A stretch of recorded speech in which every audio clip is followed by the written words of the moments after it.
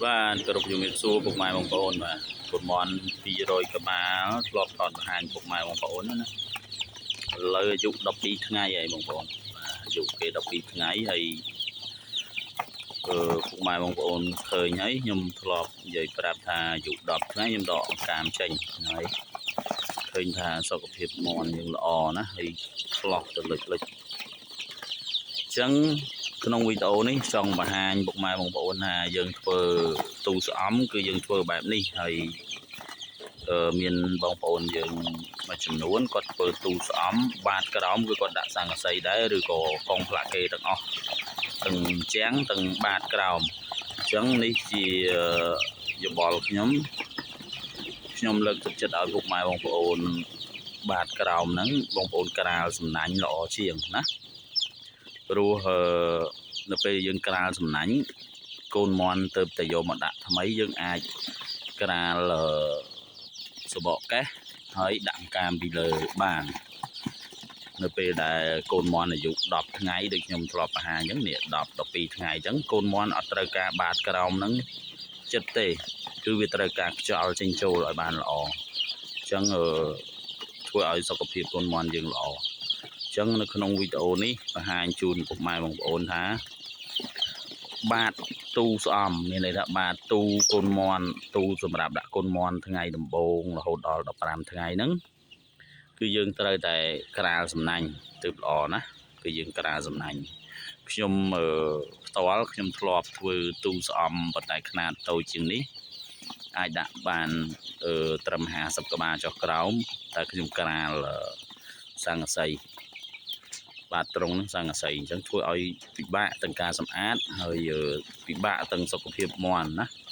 សុខភាពមន់យើងក៏អត់សូវល្អអញ្ចឹងខ្ញុំក៏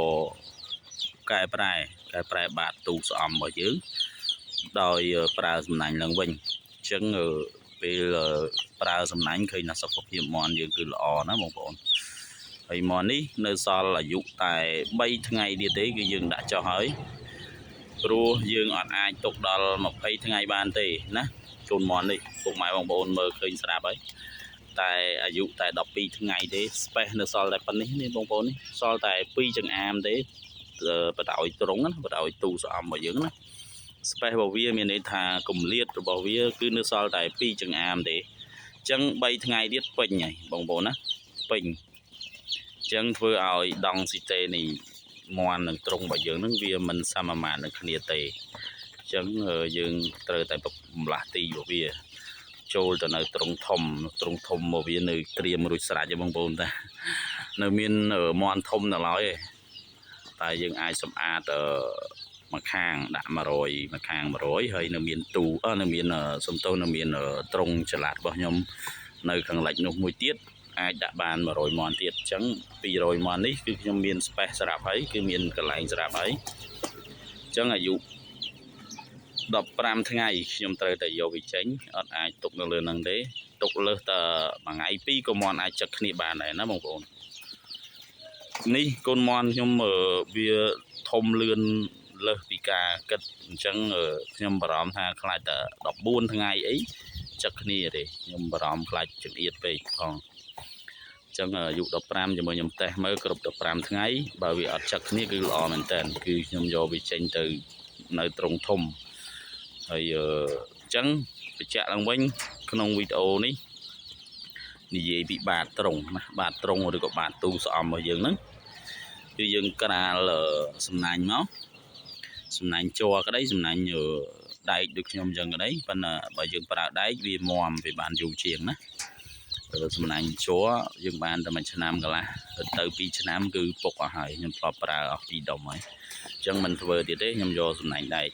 អញ្ចឹងយើងក្រាលសំណាញ់ល្អជាងព្រោះការបិទបាំងបាតហ្នឹងគឺយើងងាយស្រួលទេយើងដាក់សបកកេះចេញមកហើយយើងក្រាលអង្កាមពីលើទៅហើយចិត្តហើយតបមកអាយុ10ថ្ងៃយើងដកអង្កាមចេញតែឲ្យមានចម្បាំងតិចហើយក្រាលនៅសបកកេះហ្នឹងចំកដាលអញ្ចឹងទៅដើម្បីអីយើងដាក់ចំណីទៅវាកាយចឹកលេងដើម្បីកាត់បន្ថយនៅ stress បានណាកុំឲ្យយើងដកចេញទាំងស្រុងទាំងអស់អត់មានអីទាំងអស់ដកនៅសល់តែបាតហ្នឹងនៅសល់តែសំណាញ់អត់ល្អទេណាបងប្អូនព្រោះសត្វមន់វាល្ពឹសណាវាត្រូវការលេងត្រូវការចឹកត្រូវការកាយណា ចឹងអរគុណច្រើនក្នុងវីដេអូនេះបញ្ជាក់ជូនពុកម៉ែបងប្អូនយើងប៉ុណ្ណឹង